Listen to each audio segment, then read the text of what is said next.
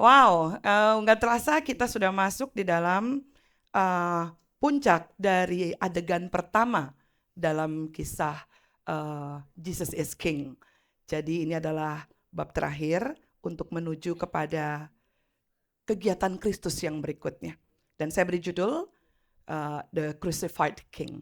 Ya, The Crucified King. Wow. Jadi pasal 8 dari Injil Markus adalah pasal yang sangat penting karena terdapat puncak dari adegan pertama. Puncak dari adegan sang raja. Sang raja yang seperti apa? Banyak yang kecewa mendengar pernyataan yang akan saya sampaikan hari ini. Tapi percayalah, untuk itulah mengapa ia dilahirkan. Amin. Kita akan membaca bersama. Markus 8, 27-30. Betul. Kita baca bersama-sama. 1, 2, 3. Kemudian Yesus beserta murid-muridnya berangkat ke kampung-kampung di sekitar Kaisarea Filipi. Di tengah jalan ia bertanya kepada murid-muridnya, kata orang, siapakah aku ini? Jawab mereka, ada yang mengatakan Yohanes Pembaptis, yang lain mengatakan Elia, yang lain lagi mengatakan seorang dari para nabi. Ia bertanya kepada mereka, tapi apa katamu? Siapakah aku ini? Maka jawab Petrus, engkau adalah Mesias. Lalu Yesus melarang mereka dengan keras supaya jangan memberitahukan kepada siapapun tentang dia. Di dalam terjemahan sederhana Indonesia, waktu dikatakan Mesias di ayat 29, dikatakan bahwa lalu Yesus menjawab kepada mereka, bertanya kepada mereka, menurut kalian sendiri aku ini siapa? Petrus menjawab, engkau adalah Kristus. Ya. Jadi Yesus memberikan pertanyaan, menurut kata orang, siapakah aku? Lalu ditanya lagi, menurut kamu, siapakah aku? Kalau sekarang saya bertanya kepada saudara, siapakah Kristus sebagai saudara? Saya nggak yakin saudara bisa menjawab. Mungkin saudara akan menjawab dengan banyak hal. Dia adalah ATM berjalan saya. Dia adalah ukuran dari kesuksesan. Dialah yang menentukan seperti apa. Banyak banget jawabannya. Dan ternyata jawaban-jawaban yang disampaikan baik dari orang kebanyakan maupun Petrus sendiri itu sama sekali bukan jawaban yang akan Yesus jawab secara pribadi. Kata orang, engkau adalah Yohanes Pembaptis. Ada yang bilang dia Elia. Katanya kamu nabi. Kata Petrus, engkau adalah Mesias. Engkau adalah Kristus. Tapi apa yang Yesus jawab tentang dirinya? Dia bilang gini, iya aku adalah raja. Ingat tadi si Petrus bilang Kristus yang diurapi, raja. Tapi aku tidak seperti raja yang kalian harapkan. Aku adalah raja, tapi raja yang akan disalib. Udah gak enak saudara. Saat Petrus menyatakan bahwa engkau adalah Kristus, Petrus tuh berharap bahwa Yesus adalah raja yang diurapi. Karena biasanya minyak yang mengurapi raja adalah tanda bahwa mereka itu adalah raja yang naik tahta. Naik tahta saudara. Kenyataannya gak seperti itu. Markus 8, 31-32 menyatakan, lalu Yesus mulai mengajarkan mereka bahwa anak manusia harus banyak menderita. Harus banyak menderita. Ditolak oleh tua-tua, imam-imam kepala dan ahli-ahli Taurat dan dibunuh. Dan bahwa sesudah 3 hari ia akan bangkit. Hal itu dikatakannya dengan terang-terangan. Maka Petrus membawa Yesus ke samping dan menegurnya. Hebat sekali. Orang Israel tuh gini, mereka tidak pernah mengaitkan penderitaan tuh dengan Mesias, nggak pernah. Jadi seperti anak manusia dalam Daniel 7, 13-14 adalah gambaran tokoh mesianik ilahi yang datang dengan para malaikat untuk membereskan segala sesuatu. Jadi kalau Mesias itu seperti seorang pahlawan hero jagoan gitu. Dalam Daniel 7 ayat 13-14 dikatakan di situ, kita baca bersama-sama, pasti jarang-jarang kan baca kitab Daniel ya. 1, 2, 3, aku terus melihat dalam penglihatan-penglihatan malam itu, tampak datang dengan awan-awan dari langit seorang seperti anak manusia. Datanglah ia kepada yang lanjut usia itu dan ia membawa ke hadapannya. Kepadanya diberikan kuasa, kekuasaan, kemuliaan dan kekuasaan sebagai raja. Maka orang-orang dari segala bangsa, suku bangsa dan bahasa mengabdi kepadanya. Kekuasaannya ialah kekuasaan yang kekal, yang tidak akan lenyap, dan kerajaannya ialah kerajaan yang tidak akan musnah. Bayangkan saudara, gambaran Petrus itu sudah membayangkan bahwa nih ya, gue ini salah satu muridnya, pengikut dia, dan lo semua bisa lihat, kalau katanya orang-orang Jaksel, lo semuanya ya, lo bisa lihat nih ya, yang gue ikutin tuh bukan orang sembarangan.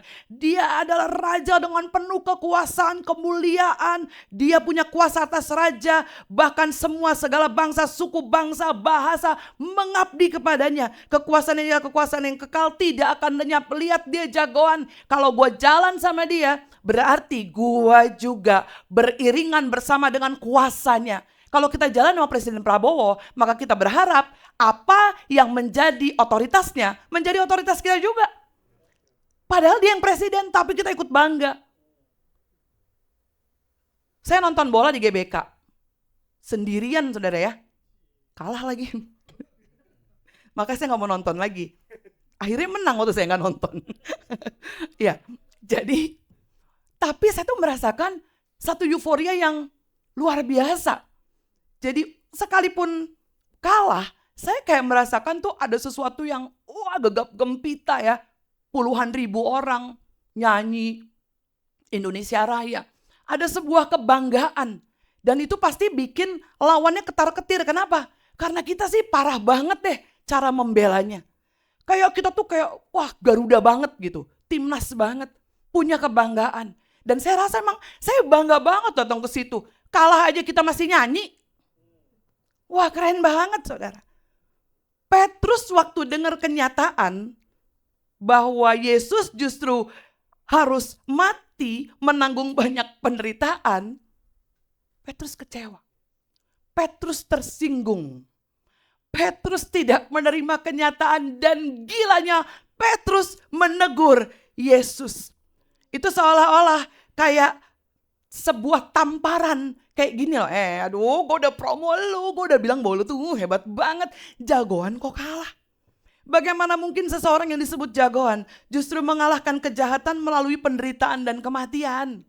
Dari mana saudara? Di mana-mana film Marvel manapun saudara ya, jagoannya itu udah mati bisa bangkit lagi. Saya gak tahu mereka pakai kayak gimana tuh.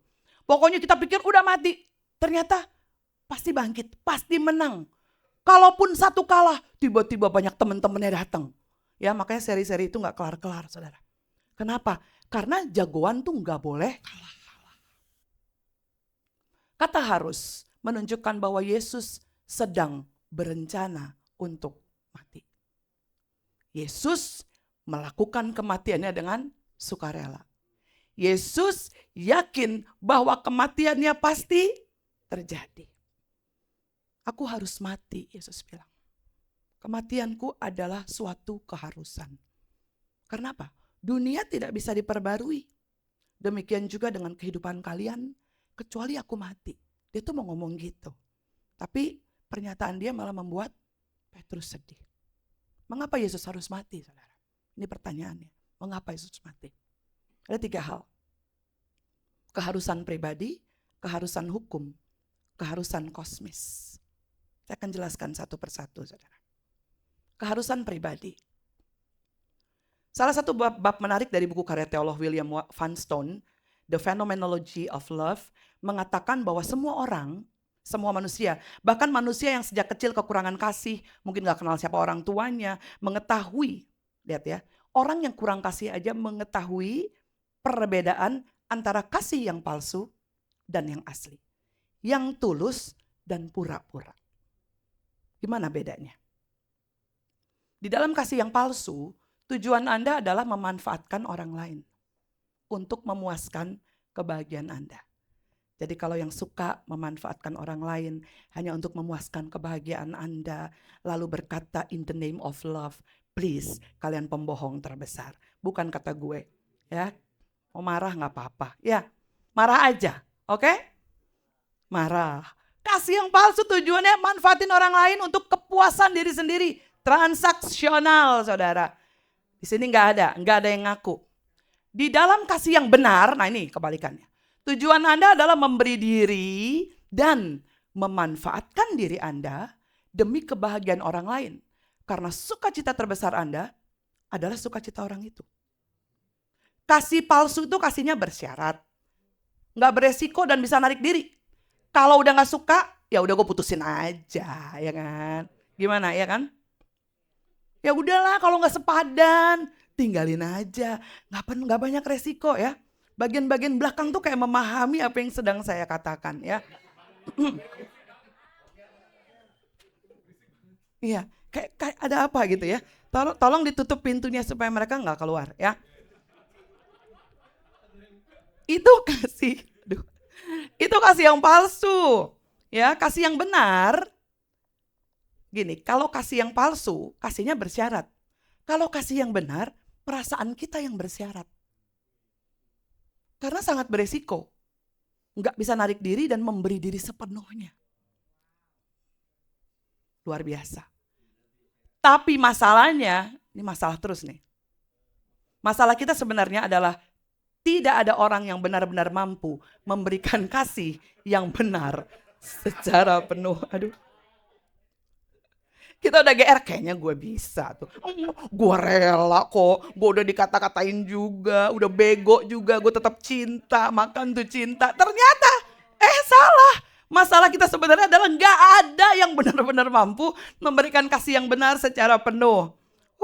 Kecenderungan manusia adalah mencari kasih yang benar, betul? Tapi tidak mampu memberikan kasih yang benar secara penuh. Kita membutuhkan seseorang yang mengasihi kita secara radikal, tanpa syarat dan mau berisiko.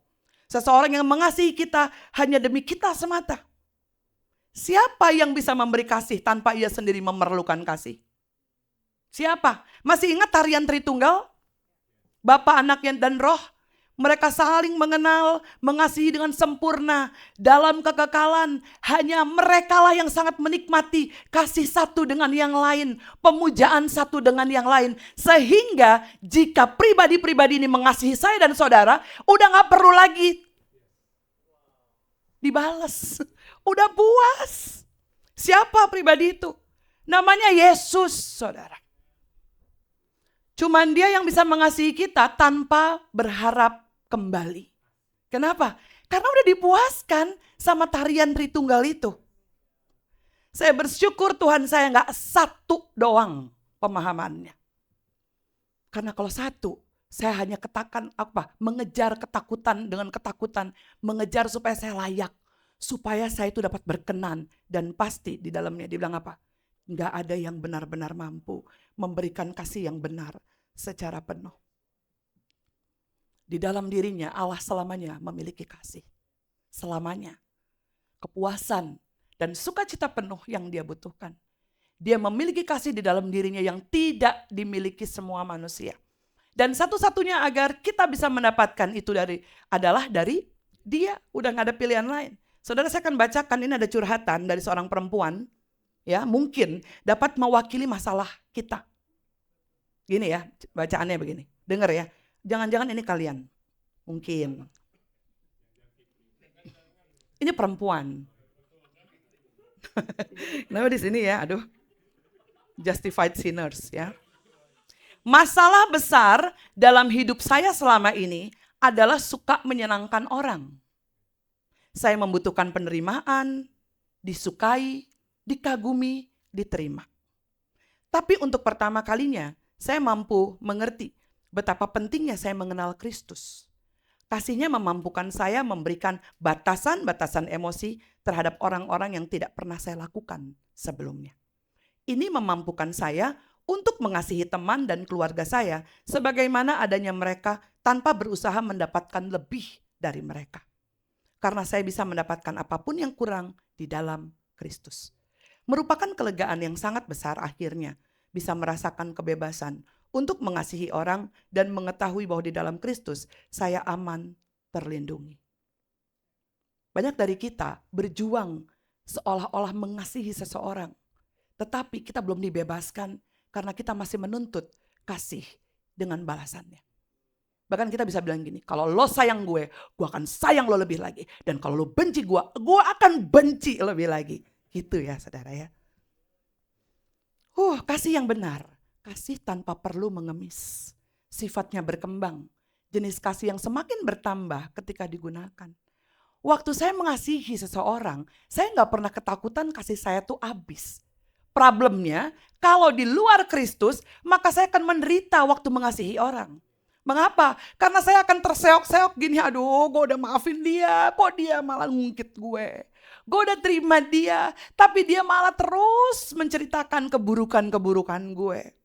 Kita capek, kurang sayang apa lagi, kurang terima, kurang ngampunin apa lagi. Saya mau beritahu saudara bahwa di luar Kristus semua upaya apa yang saudara lakukan, sehebat apapun kita, bahkan kalaupun kita mati untuk orang itu, tetap ujung-ujungnya hanya untuk kepentingan diri sendiri.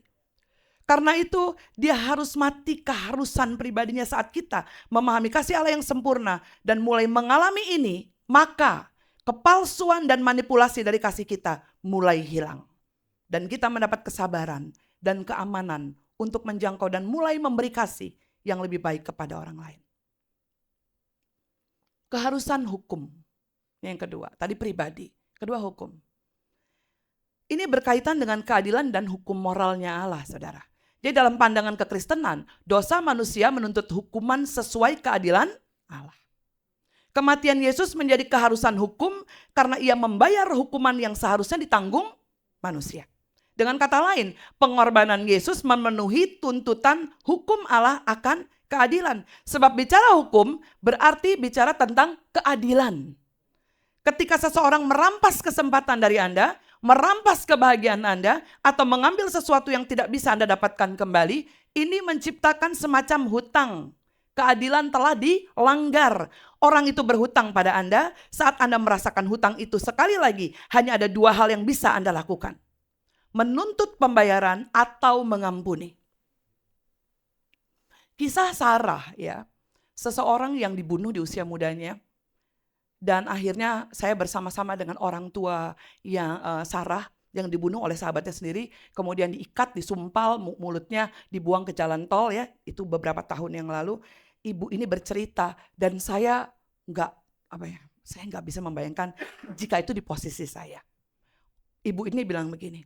Saya tuh marah, saya pengen keadilan yang seadil-adilnya buat orang ini. Tapi terus waktu saya tidur dia bilang saya bermimpi. Tuhan bilang gini, bagaimana mungkin kamu membenci orang yang juga saya kasihi.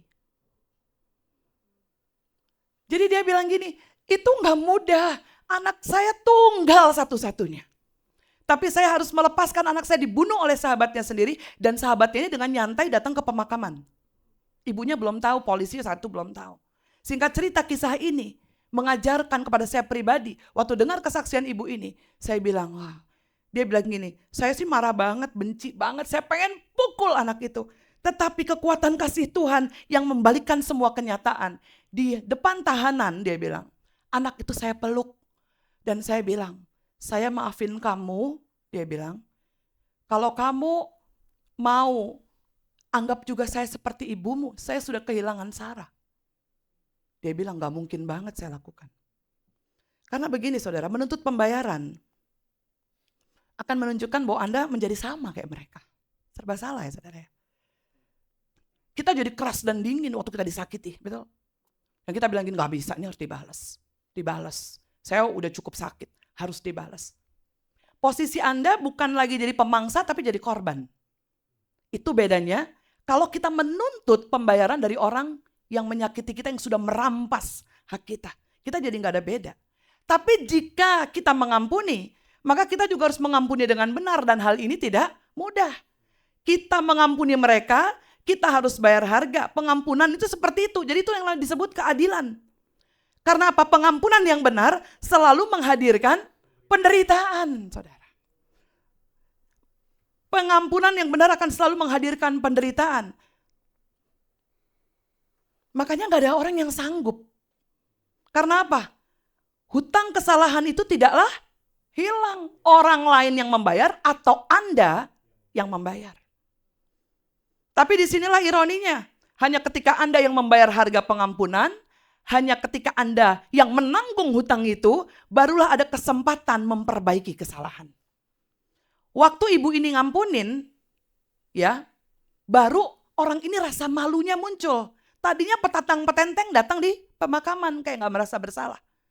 Gilanya waktu orang melepaskan sesuatu, maka pengampunan itu yang akan membuat orang itu berkata, saya ternyata bersalah. Paham ya saudara ya? Jadi ada sesuatu yang ironis. Waktu kita dibebaskan dari hutang baru kita sadar, ya ampun kita tuh lagi ditolong. Tapi waktu kita ditekan, kita pun ikut marah. Gitu ya saudara.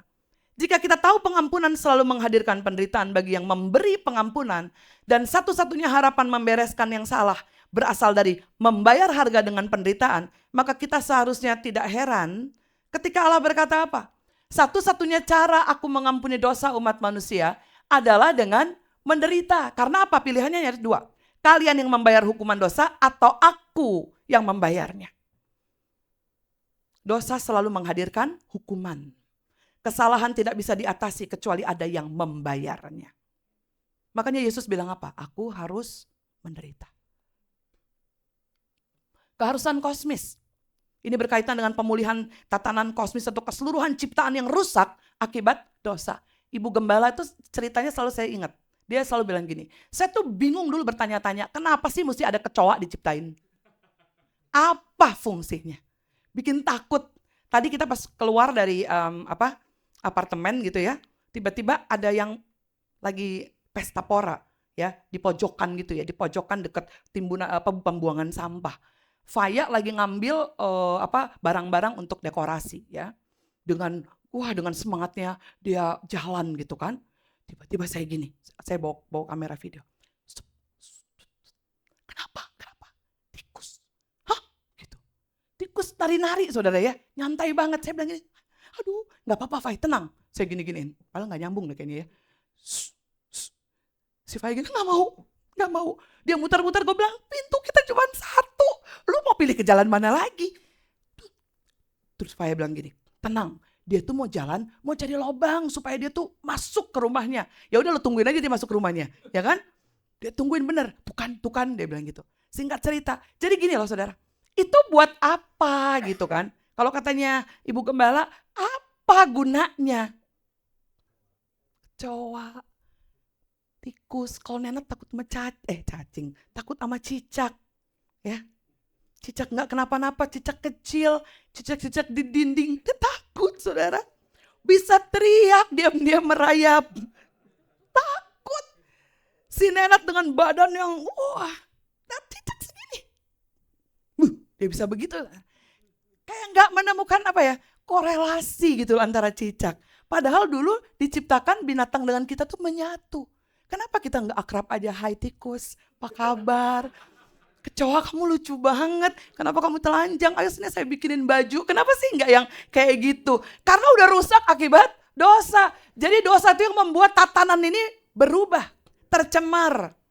Kematian Yesus haruslah kematian yang kejam. Nah ini, secara kosmis ditulis begini. Kematian Yesus haruslah kematian yang kejam. Artinya gak cukup untuk lompat dari jurang.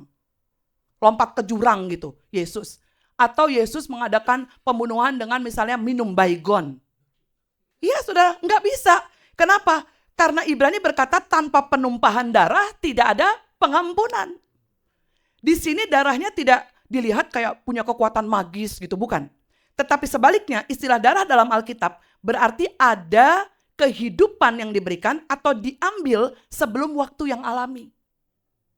Jadi hanya melalui memberikan kehidupannya barulah Yesus bisa memberi pembayaran yang terbesar yang bisa dilakukan bagi hutang dosa kita. Jadi hutang dosa kalau saudara pikir dengan marah ganti marah, maka itu bukan disebut pengampunan. Sampai terjadi pertumpahan darah. Penumpahan darah. Kematian Yesus, aduh ini mudah-mudahan saya kuat membacanya. Kematian Yesus itu ternyata bukan sekedar pembayaran. Kematian Yesus bukan sekedar pembayaran atas dosa kita, tapi juga pertunjukan. Kita lihat saudara ya. Seorang ahli bernama James Edwards menulis ini. Prediksi tentang penderitaan Yesus membuka ironi yang sangat besar. Ini pertunjukan. Karena penderitaan dan kematian anak manusia tidak terjadi seperti yang kita kira. di tangan orang-orang tak beragama dan jahat. Bukan. Tapi di tangan para pemimpin agama, para imam dan pengajar Taurat. Yesus bukan mati di tangan penjahat, saudara. Tapi di tangan orang-orang yang tahu agama, pengajar Taurat. Yesus tidak dianiaya oleh perusuh atau dipukul sampai mati dalam suatu tindakan kriminal. No. Dia ditangkap melalui penangkapan resmi, diadili dan dihukum melalui hukum dunia yang apa? Iri hati. Dewan agama Yahudi dan pemerintahan Romawi. Yesus nggak mati begitu aja sama penjahat, orang yang tiba-tiba lewat, geng motor, apalah namanya itu. Enggak, saudara. Tapi justru di tangan para pemimpin agama, imam, dan orang-orang yang mengajar Taurat. Mereka tahu dong tentang moralitas. Tahu. Yesus nggak dianiaya oleh perusuh, dipukul sampai mati, enggak. Dia ditangkap resmi, saudara, melalui hukum dunia yang iri hati. Katakan iri hati. Iri hati awal dari semua kehancuran hidup kita, saudara. Dewan agama Yahudi dan pemerintahan. Pemerintahan harusnya kenapa takut sih sama dia? Ada something. Kematian Yesus bukan saja menunjukkan kerusakan dunia ini, tapi menunjukkan karakter Allah dan kerajaannya. Kematian Yesus bukan sebuah kegagalan. Dengan tunduk pada kematian sebagai hukuman, justru dia menghancurkan kuasa kematian atas dia dan kita. Ketika Yesus disalib dan mati bagi dosa saya, saudara, dia menang melalui kekalahannya. Dia mendapatkan pengampunan bagi kita di atas salib dengan menantang nilai-nilai dunia. Dia tidak melawan api dengan api. Dia tidak datang dan membangkitkan pasukan untuk meruntuhkan rezim yang kejam terkini. Dia tidak mengambil alih kekuasaan. Justru dia menyerahkan kekuasaan, tapi dia menang. Maka di atas salib, peninggian dan penyalahgunaan dunia akan kekuasaan dibongkar dan dikalahkan. Kematian Yesus itu sekali lagi ini pertunjukan. Kenapa? Karena terlihat dengan jelas kekejaman pemerintahan di saat itu dan kebusukan orang-orang yang berkata mewakili atas nama agama. Kekuatan dari sistem dunia dihancurkan karena salib. Kekuasaan dunia yang rusak ini membuat manusia menjadi takut dan menggunakan rasa takut itu untuk mengendalikan kita. Dunia ini akan mengendalikan saudara dan saya dengan ketakutan-ketakutan. Tapi sejak Yesus mati dan bangkit kembali dari kematian, jika kita berusaha datang kepada Yesus dan bergantung pada Dia, kita menjadi tahu bahwa kematian, hal terburuk yang bisa terjadi pada Anda, pada saya dan saudara. Banyak orang takut mati kan? Sekarang setelah tahu bahwa dia mati di atas kayu salib, sekarang merupakan hal terbaik yang bisa terjadi pada Anda. Mengapa hal terbaik? Karena kematian di dalam Kristus hanyalah tidur panjang. Ingat khotbah sebelumnya. Sayang, bangunlah. Enggak mati loh. Cuman tidur. Kematian akan membawa Anda ke pelukan Allah. Dan membuat Anda semua berharap itu terjadi. Dan ketika kematian kehilangan sengatnya, ketika kematian tidak lagi memiliki kuasa atas Anda, karena apa yang telah Yesus lakukan di atas salib, maka Anda akan menjalani kehidupan dalam kasih, bukan kehidupan dalam ketakutan. Wow.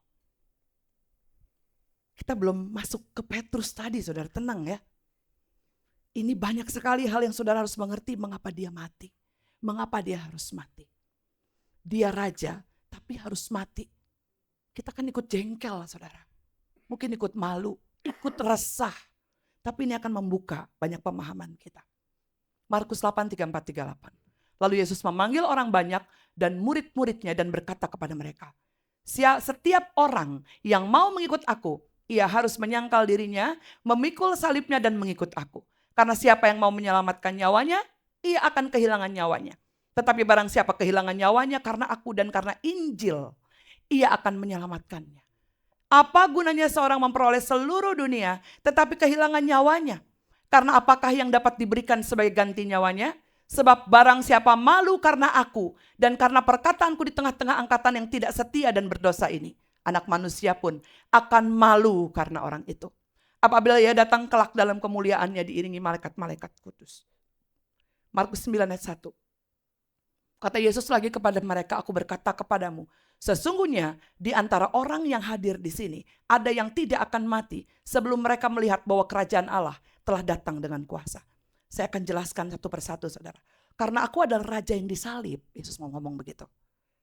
Jika kamu mau mengikut aku, kamu harus pikul salib. Apa artinya memikul salib? Apa artinya kehilangan hidupmu demi Injil untuk menyelamatkannya? Dalam bahasa Yunani, kata nyawa di sini adalah jadi psyche. Asal kata bahasa Inggris psychology. Kata ini menunjukkan identitas, kepribadian dari diri kita. Jadi ada ciri khas, ya. Yesus tidak berkata begini. Yesus tidak berkata gini.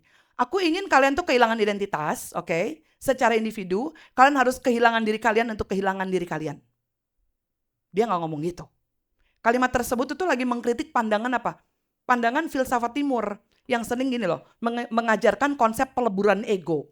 Jadi gini, kehilangan identitas individu demi mencapai kesatuan dengan sesuatu yang lebih besar. Seperti alam semesta, energi ilahi, atau kesadaran universal.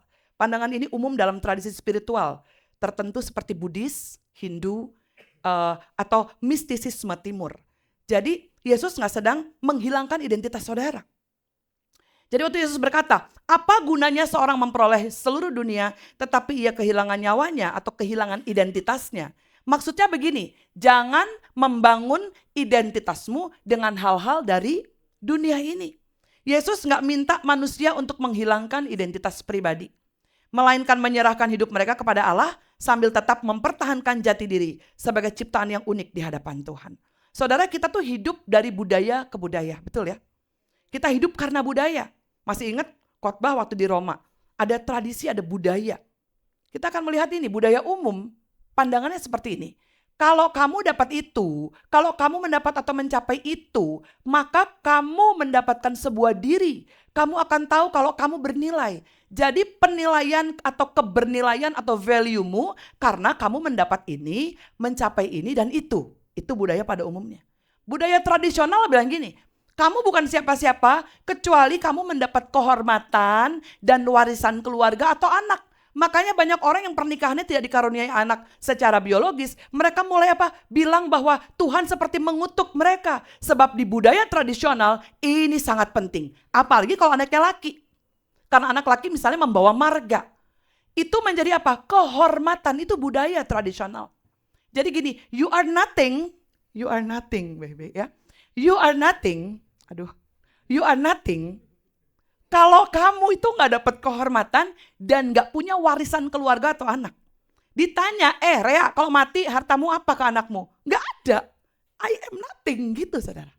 Ya. Jadi, ya gitu, ya. Saya pengen nyanyi I have nothing tadi gitu ya. Jadi saya tuh bukan siapa-siapa kalau nggak bisa kasih warisan. Makanya orang-orang tua sekarang kerjanya gila-gilaan. Supaya seolah-olah memberi harga diri kepada anaknya. Ya iyalah, nggak enak dong kalau ditanya nanti, kalau mati, lo mau ngasih apa ke anak lo? Nggak ada. Injil gitu.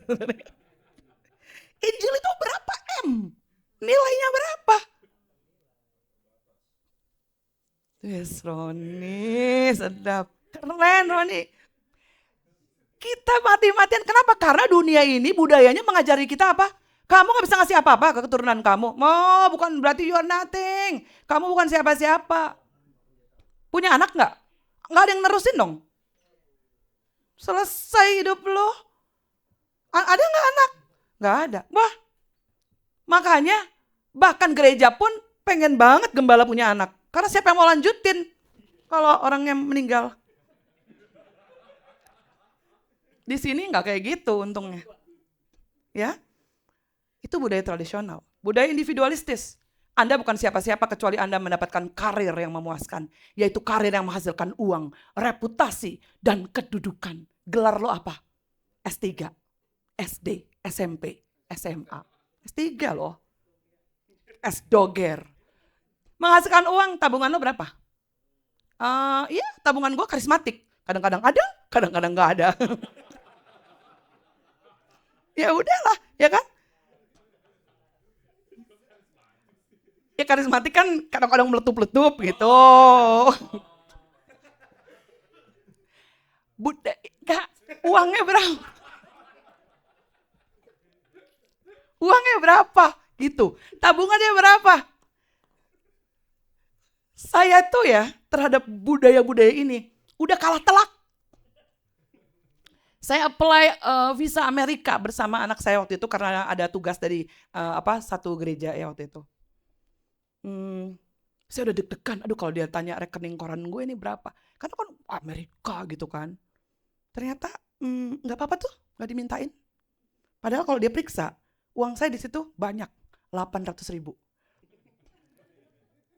Tapi saya menghancurkan culture yang atau budaya yang manusia selalu bangga-banggakan bahwa karena duit, karena reputasi loh pasti bisa. Enggak. Saya mau pastikan gereja ini pun bukan karena karya orang. Bukan karena reputasi siapapun. Bahkan kita berlomba-lomba menolak untuk menjadi gembala di tempat ini. Tetapi kalau Yesus yang sudah tunjuk, maka dia yang akan memperlengkapi orang yang dia pilih. Amin. Jadi meski ada perbedaan, setiap budaya ingin mengatakan bahwa identitas didasarkan pada perbuatan, pada pencapaian. Betul? Semua budaya bilang begitu. Yesus mengatakan bahwa itu tidak akan pernah berhasil. Apa gunanya seorang memperoleh seluruh dunia namun memiliki ketidakberartian, itu maksudnya. Identitas yang dibangun di atas dasar seseorang mengasihi saya atau di atas karir yang baik, maka saat semua hal itu tidak berjalan semestinya, maka kita hancur. Makanya betapa radikalnya Yesus. Dia berkata gini, aku tidak ingin kalian hanya bergeser dari identitas yang didasarkan perbuatan kepada identitas berdasarkan perbuatan lainnya.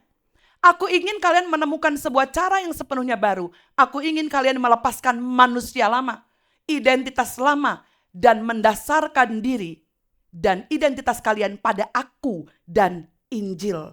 Aku dan Injil ini penting untuk dipahami. Sebab begini saudara, bukan kayak gini. Oh ya oke. Gue ngerti.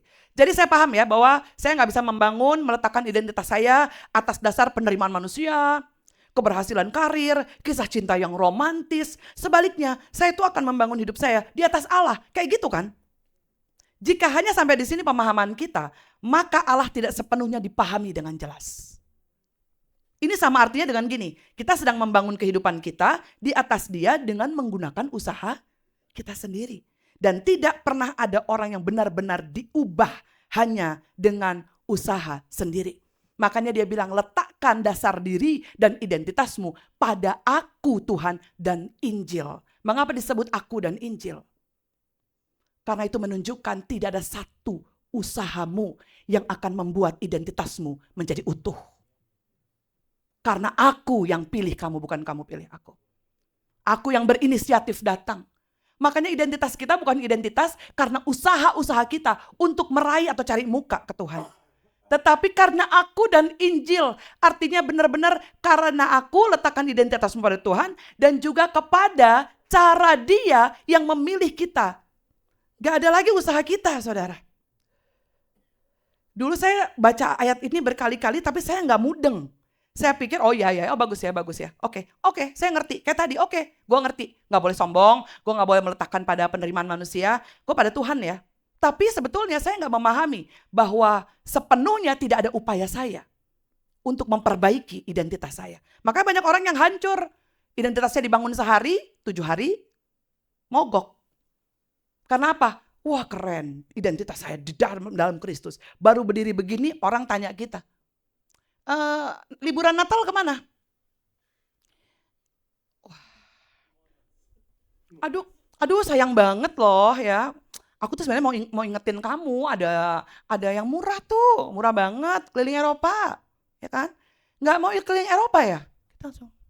Padahal sebelumnya kita udah bilang identitasku didasarkan pada Kristus. Baru ditanya, keliling Eropa enggak? Enggak, saya sih di Palmerah aja. Tuh saudara. Oh Aduh padahal tuh murah kok, murah banget. Pesawat-pesawat juga pada murah loh. Murah banget berapa lah. Paling seorang ya 50-an juta lah seorang. Gue, Nenat, Arsel, Noel, Anggri, Faya 6 kali 50, 300 juta. Oh ya murah banget ya gitu. Ya, kalau ibu-ibu bertemu kan gitu ya, murah banget. Tadinya udah identitasku karena Injil. Baru ditanya liburan kemana, kita udah goyang saudara. Kenapa? Karena kita pikir kita punya andil dalam menentukan identitas kita. Makanya sering apa? Sering lag. Satu-satunya hal yang dapat membentuk dan mengubah hidup seseorang hingga ke akarnya adalah kasih. Yesus ingin berkata gini loh, gak cukup hanya kenal aku sebagai guru atau semacam teori gitu. Kamu harus melihat kehidupanku. Aku naik ke atas salib dan di atas salib aku kehilangan identitas agar kamu bisa memilikinya. Sekali lagi, salib bukan hanya menebus A, B, C. Ternyata identitas kita ditukar. Dia yang jelas identitasnya menjadi enggak punya identitas. Supaya saya dan saudara memiliki identitas. Saat kita digerakkan oleh kasih yang benar secara mendalam dan eksistensial. Kita akan mendapatkan apa? Kekuatan, kepastian dan pemahaman akan identitas kita. Yang tidak didasarkan pada usaha-usaha kita. Ataupun penerimaan dari pengakuan orang lain. Lo gak kemana-mana? Gak kemana-mana, gak apa-apa. Kok gemukan? Ya gak apa-apa, seneng aja. Kok tambah, kayaknya lo kelihatan udah berkerut deh. Ya iyalah, kalau kenceng terus, ntar kelihatan kuntilanak. Gitu aja saudara, kan santai aja. Karena harga diri kita sudah tenang. Jangan terus ditraktir dong, sekali-kali traktir. Ya gak apa-apa lah, ada waktunya. Gitu saudara, nyantai aja ya. Cuman jangan gak tahu diri juga ya, oke. Semakin kita menanggalkan, jadi ini ada C.S. Lewis ya, dia tuh tulis dalam satu, ada namanya Mere Christianity, dia mengomentari panggilan Yesus untuk menanggalkan diri Anda, untuk menemukan diri Anda. Jadi menanggalkan untuk menemukan, dia bilang begini, ini kata-katanya bagus ada ya. Semakin kita menanggalkan apa yang kita sebut sebagai diri kita dan membiarkan dia mengambil alih, maka diri kita akan semakin beres. Diri kita yang sejati sedang menanti di dalam dia. Sebaliknya, semakin saya menolak dia dan hidup berdasarkan keinginan sendiri, saya justru semakin dikendalikan oleh warisan genetik, keluarga, lingkungan, dorongan alami. Bahkan apa yang saya banggakan sebagai diri saya hanyalah pertemuan dari berbagai peristiwa yang tidak saya mulai maupun saya hentikan. Apa yang saya sebut keinginan saya hanyalah keinginan yang dibentuk oleh kondisi fisik atau dipaksakan oleh berbagai pemikiran manusia lainnya. Manusia itu selalu memberikan pandangan-pandangan suka-suka dia. Jadi kita nggak bisa kendalikan mereka saudara. Makanya penting sekali waktu Yesus tanya, percuma kamu memiliki banyak hal tapi kamu hilang identitas. Karena orang kaya aja nggak bisa tidur. Malah nggak punya duit yang tidurnya nyenyak. Karena dia nggak takut duitnya bakal kurang. Emang karena segitu-gitu aja. Orang kaya susah mau hitung duitnya masuk. Kalau nggak punya duit, sekali duit masuk kita tahu berapa jumlahnya. Betul kan saudara? Saya tahu banget itu. Ya, hanya ketika saya berpaling kepada Kristus dan menyerahkan diri kepada kepribadian Allah, barulah saya mulai menemukan kepribadian yang sejati. Saudara nggak perlu belajar psikologi untuk memahami kepribadian. Saya menghormati para psikolog, psikiater, dokter, whatever. Tetapi firman Tuhan dengan Injil yang benar, pemulihan bukan dari luar saja, dari dalam bahkan dari jiwamu. Dan itu cukup. Namun Anda tidak boleh datang kepada Kristus hanya demi mendapatkan diri yang baru. Saudara ini lucu ya. Dia nyuruh kita tapi dia juga menyuruh kita untuk berhati-hati. Karena kalau cuma demi diri yang baru, kembali lagi ada upaya-upaya kita. Dan itu bukan Injil. Selama kepribadian Anda yang menjadi tujuan, maka Anda tidak akan pernah benar-benar datang kepadanya. Pokoknya kalau fokusnya cuma ke kita, perubahan diri kita, supaya kita sekalipun pakai nama Tuhan, tetap itu upaya diri kita. Nah, kita akan kembali kepada reaksi Petrus. Dia marah. Mengapa dia marah? Dia marah karena ini. Masih ingat tadi ya? Karena Petrus mempunyai tujuan sendiri. Dan tujuan Petrus untuk mendapat kekuasaan tidak mencakup adanya penderitaan. Ingat di awal? Dia bangga-banggain Yesus tapi dia lupa ada salib. Dia kayak terhajar. Jadi ketika Petrus melihat Yesus tidak berjalan mengikuti tujuan, maka Petrus menegur Yesus. Dia pingin apa tujuannya itu yang terutama terjadi. maka Yesus hanya menjadi sarana. Saudara, ini harus kita pahami bersama. Jika Yesus adalah raja atas hidup kita tidak menjadikannya sarana untuk mencapai tujuan kita. Kita tidak bisa datang kepada raja untuk bernegosiasi. Kita meletakkan pedang kita di kaki raja dan berkata, perintahin aku udah. Ya, itu your wish is my commandment. Jadi itu benar-benar apa yang lo bilang ya mesti gue lakukan. Yesus bukan sekedar raja, dia raja yang disalib.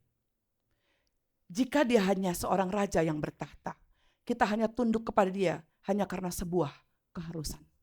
Gak enak, takut sama raja. Tapi dia seorang raja yang disalib demi kita. Maka kita bisa tunduk pada dia karena kasih dan percaya. Saudara, memikul salib berarti Anda harus mati terhadap keutamaan diri. Anda mati terhadap mengendalikan hidup Anda. Anda mati terhadap memanfaatkan Yesus demi tujuan pribadi Anda.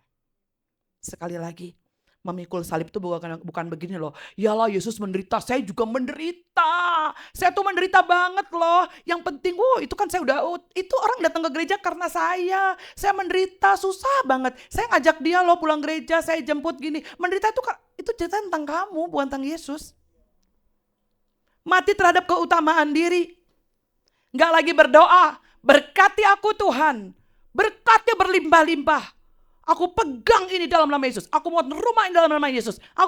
Tuhan, saudara, itu jelas dikatakan. Itu bukan tentang Kristus. Itu tentang keutamaan diri. Memikul salib artinya kamu mati terhadap keutamaan egosentrismu. Kamu mati memikul salib, melepas apa yang mengendalikan hidupmu dan membuat dia raja, bertahta sepenuhnya atas hidup kita. Ada lagu lama bilang gini, Engkaulah Tuhan, Engkaulah Raja, berdaulat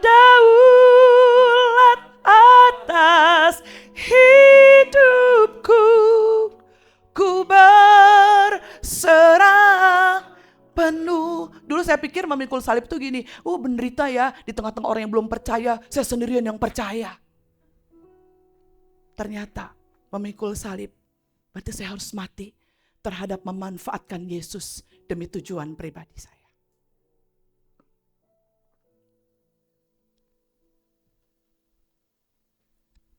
Dan bagian yang terakhir dikatakan, aku berkata kepadamu, sesungguhnya di antara orang yang hadir di ayat tadi kan, tidak akan mati sebelum mereka melihat bahwa kerajaan Allah telah datang dengan kuasa. Apa artinya? Banyak penafsir berkata bahwa ini merujuk pada peristiwa transfigurasi. Saat Yesus kebangkitan dan Pentakosta, di mana sebagian dari muridnya benar-benar menyaksikan kerajaan Allah datang. Banyak sekali tafsiran seperti ini. Bisa jadi benar, tetapi yang Yesus maksud seperti ini saudara. Meski kerajaan Allah dimulai dalam kelemahan, di atas salib, tapi tidak berakhir seperti itu. Melainkan mereka melihat kuasa kebangkitannya. Gereja berkembang dan bertambah dalam kasih, pelayanan dan pengaruhnya dalam dunia. Saudara, apa yang disebut kelemahan? Waktu kita mengakui bahwa kita butuh juru selamat. Kita harus awali kerajaan Allah yang berdiri dengan perkataan berani berkata, aku butuh juru selamat.